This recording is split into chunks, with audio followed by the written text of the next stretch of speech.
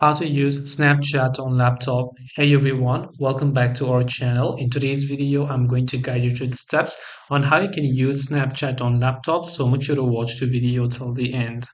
Now, using Snapchat on laptop is also quite very simple. All you have to do is Snapchat is now also available for computer devices. You just need to open your browser and go to web.snapchat.com. I'll make sure to drop a direct link in the description box below. And when you go to web.snapchat.com, just log into your existing Snapchat account, or you can create a new account, and you can see we can click the camera to send and receive snaps if you want to. And you can also go ahead on the left hand side, talk to all of your friends, send them snaps and receive snaps. If you want to install the desktop version of the app, you can click to install the desktop app, and it will also install the appropriate desktop application. You can add some friends if you want to. You can accept friend requests. You can go ahead and customize other privacy settings as well if that's what you want.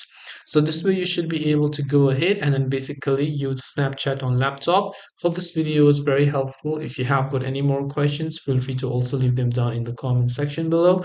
Thank you for watching till the very end of this tutorial, and see you soon in the next video.